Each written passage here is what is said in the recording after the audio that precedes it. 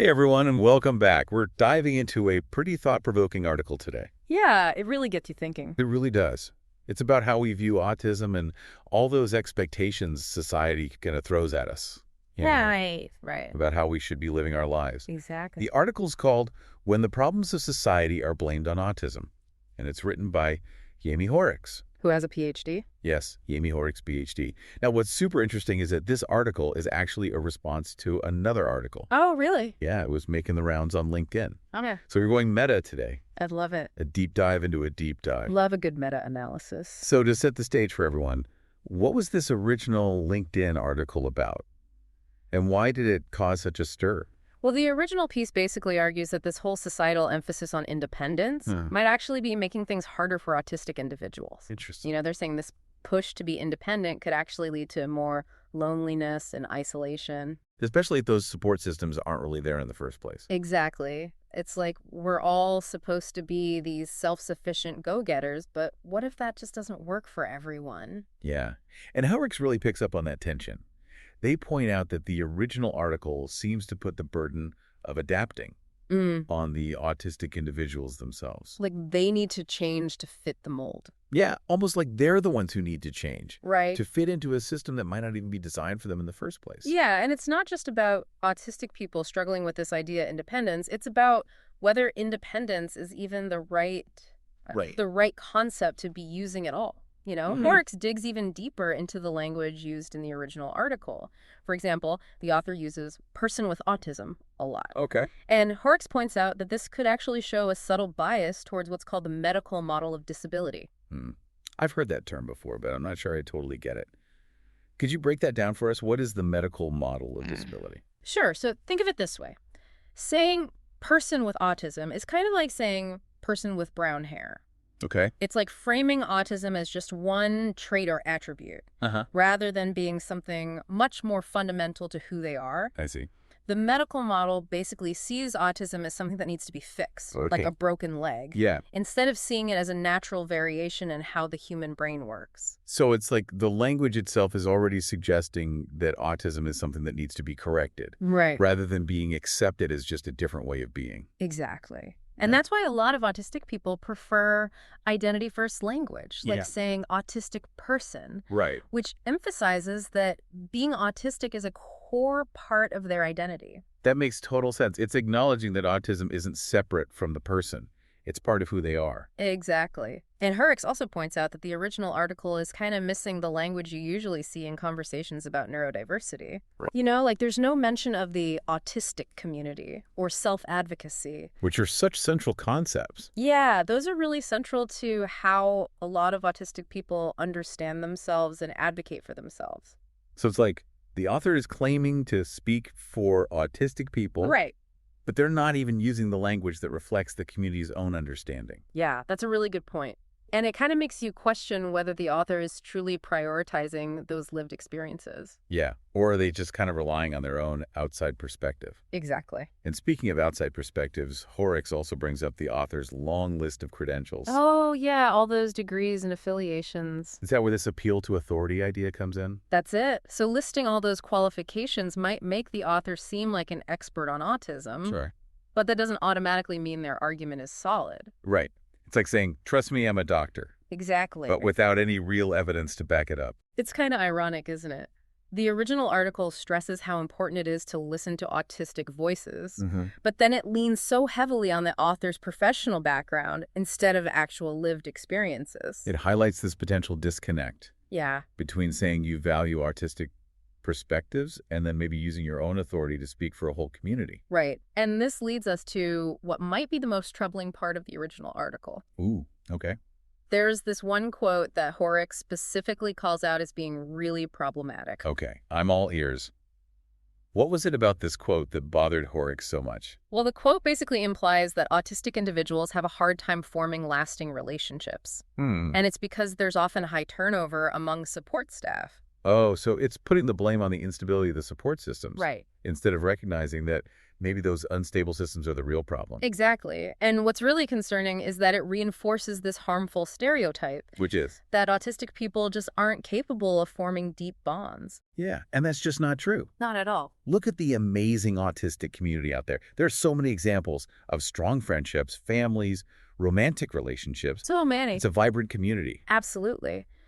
And Hoerricks points to this thriving community as proof that the original article's claims are just wrong. Yeah. They say the author is totally missing the richness of those connections and shared experiences that define this community. It feels like the original article is so focused on this very narrow definition of a successful relationship that it ignores all the other ways people connect and build meaningful bonds. Exactly. And this brings us to another really key part of Hoerricks' critique. Which is? The very idea of independence itself. Okay. Hoerricks argues that this concept is often rooted in individualistic and settler colonialist ideologies. I think I need a bit more on that one. What do those ideologies have to do with independence? Well, think about the values we often see in Western societies. Okay. Individual achievement, self-reliance, that whole pull yourself up by your bootstraps mentality. Yeah, like that classic American dream story. Exactly. Yeah. It's the idea that you can succeed if you just work hard enough. Right. And Hoerricks argues that this way of thinking is really tied up with settler colonialism, Okay. which often emphasizes individual ownership of land and resources as a measure of success. So it's like we're presenting this idea of independence as the ultimate goal, but it's actually rooted in a very specific cultural background. That's a great point, and it leads to a really important question. What if that model of independence just isn't universal? Right. What if it doesn't apply everywhere or isn't even desirable for everyone? Exactly. What if other cultures and communities value completely different ways of living and relating? Makes you wonder. Hoerricks really challenges us to think about the value of things like interdependence and collective care. Where support and connection are seen as strengths. Right, not weaknesses. It's not that independence is bad. Right. It's that it's not the only way to live a fulfilling life. Exactly. There's a whole spectrum of human needs and ways of connecting with each other. And that's what makes Hoerricks' critique so fascinating. Yeah. It's not just debunking one article. Yeah. It's questioning the very foundation of how we think about success and fulfillment and what it means to live a good life. Exactly. It really makes you think about all those assumptions we have about a good life, you know? Right, like we buy into this idea of individual success and fulfillment. Exactly. And Hoerricks is saying, hey, maybe that's not the only way to think about it. Like, what if different people actually thrive in different kinds of social structures? Right. Like maybe for some people, it's not about being totally independent. Maybe it's about having those strong connections and support systems. Exactly. It's about recognizing that our needs and desires aren't all the same. It makes you wonder how many other things we just accept as truth. Oh, totally. Without ever questioning where those ideas come from. And who they might be excluding. Right, like maybe those beliefs are actually holding some people back. That's a great point. Hoerricks' critique really encourages us to look at those deep-seated beliefs we have. About success, fulfillment, even happiness. And to realize that those beliefs are often shaped by our culture and society. So it's not just about personal choices. No, it's about understanding those bigger systems at play. The ones that might favor certain ways of being over others. Exactly. And that brings us to a really important question. Which is? How do we actually change those societal norms? Right. It's one thing to critique the system. But how do we actually make things better? It's easy to get caught up in the theory, but what does it look like in practice? That's the key, right? How do we move from talking about it to actually doing something? Because that's where the real impact is. Absolutely. And Hoerricks doesn't offer a simple solution, but they do give us a crucial starting point. We have to listen to autistic people. Right. They're the ones with the lived experience. Exactly. They're the experts on their own lives, and we need to create spaces where their voices can be heard. And not just in conversations about autism. Right. This needs to be happening everywhere, in all aspects of life. So instead of assuming we know what's best for autistic people, we need to actually ask them. And be open to hearing your answers. And it's not just about listening. It's about giving them the power to shape the policies and practices that affect them. Yeah, like a real seat at the table. Exactly. It's about shifting those power dynamics. It's like that saying, nothing about us without us. I love that. Autistic people need to be active participants in these decisions not just passive recipients. And it's not just about giving them a seat. It's about making sure the table itself is accessible. Oh, I love that analogy. Making sure it's welcoming to everyone, no matter how they communicate or what support they need. Because inclusion goes beyond just physical accessibility. Right. It's about creating an environment where everyone feels safe, respected, and empowered. Exactly. And that might mean changing our ideas about what a meeting or conversation should look like. We need to be flexible and adaptable. And willing to meet people where they are. Because what works for one person might not work for another. That's the beauty of neurodiversity. Right. It's about recognizing the whole spectrum of human neurology. And understanding that autism is just one variation within that spectrum. So we shift away from seeing autism as a deficit or a disorder. And start embracing it as a different way of being. And all those different ways of thinking, perceiving, interacting. They all bring something valuable to society. It's not just about tolerance or acceptance. It's about truly valuing and celebrating those differences. Because a truly inclusive society embraces and supports all forms of diversity. Including neurodiversity. You know, all of this makes me think about how narrowly we define success. Yeah. We're always focused on things like academic achievement, financial stability, career advancement. Right. It's like this checklist of accomplishments. But maybe those aren't the only things that matter. And maybe those goals don't align with everyone's values or aspirations. Maybe success looks different for different people. Exactly. Maybe it's about having a strong support network. Or being part of a community. Or pursuing your passions, even if they don't lead to those traditional markers of success. Right. It's about recognizing that there's no one-size-fits-all definition of a good life. Hoerricks' critique goes beyond just autism. It really does. Challenging us to rethink what a fulfilling life can look like for everyone. Exactly. And it's a really important conversation to be having. So how do we turn these big ideas into action?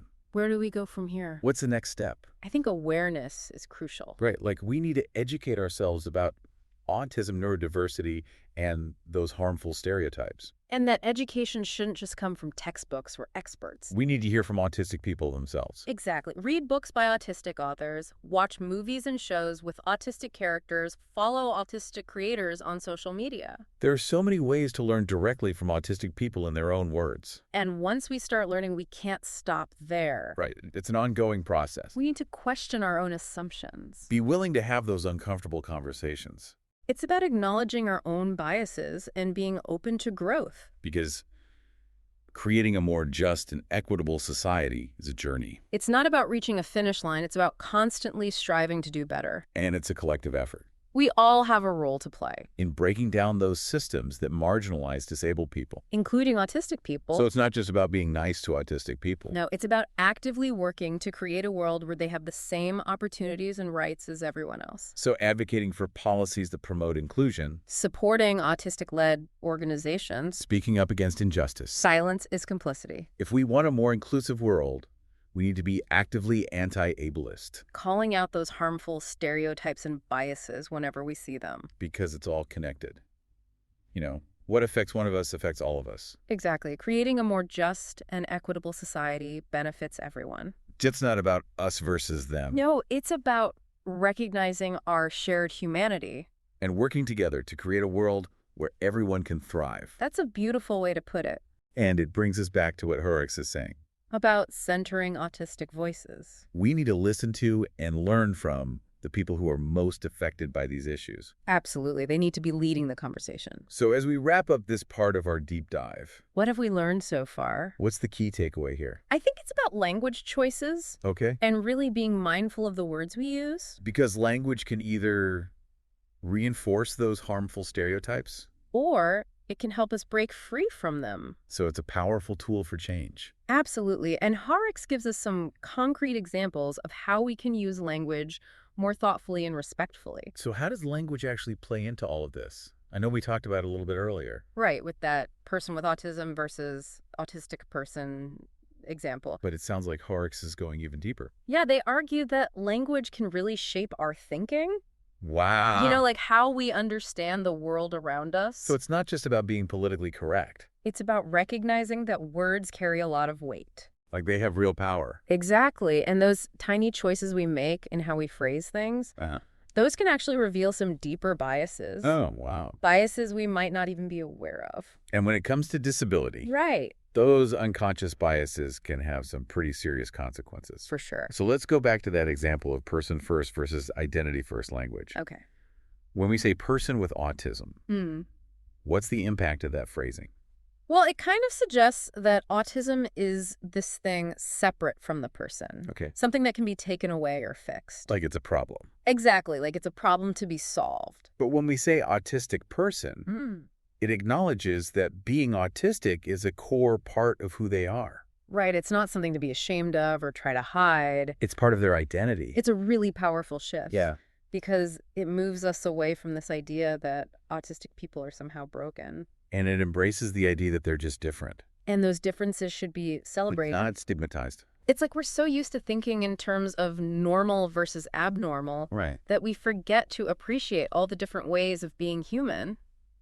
Hoerricks is making us re-examine our whole definition of normal. Exactly who gets to decide what's normal anyway. Right. And language is just one way to start changing those assumptions. Okay, so what else can we do? We need to actively seek out and amplify autistic voices. So how do we actually do that? Well, there are so many ways. Okay. We can read books by autistic authors, watch movies and shows that feature autistic characters. Follow autistic creators on social media. Right. There are so many resources out there now where we can learn directly from autistic people. Hearing their stories in their own words. Exactly. It's about recognizing that they are the experts on their own lives. We don't need to speak for them. We need to create platforms for them to speak for themselves. And not just in discussions about autism. Right. This needs to be happening everywhere. In all areas of life. We need to see autistic people represented in government, in media, in the arts, everywhere.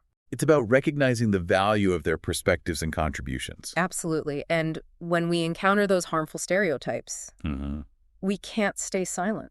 We have to speak up. Challenge those assumptions and educate others. Because silence is complicity. If we want a more inclusive world, we need to be actively anti-ableist. Calling out injustice and discrimination whenever we see it. It's about understanding that we're all in this together. Yeah. What affects one person affects us all. Creating a more just and equitable society benefits everyone. It's not about us versus them. It's about recognizing our shared humanity. And working together to create a world where everyone has the opportunity to thrive. That's such a powerful message. And it brings us back to Hoerricks' main point. Which is? We need to center autistic voices in any conversation about autism. Listen to them. Learn from them. They need to be leading the way. Exactly. So as we wrap up this deep dive... Yeah. Any final thoughts? Be curious, be critical, be an ally. Love that. Challenge your assumptions. Listen to autistic voices and use your own voice to advocate for a more inclusive world. Wow, that's a great way to put it. It's a reminder that we can all make a difference. Even small actions can have a ripple effect. And create a more welcoming and inclusive world for everyone. Thanks for joining me on this deep dive. It's been so insightful. It's been my pleasure. And remember, the conversation doesn't end here. Keep learning. Keep questioning. Pushing for a more just and equitable world for everyone. That's a perfect note to end on. Until next time, keep diving deep, everyone.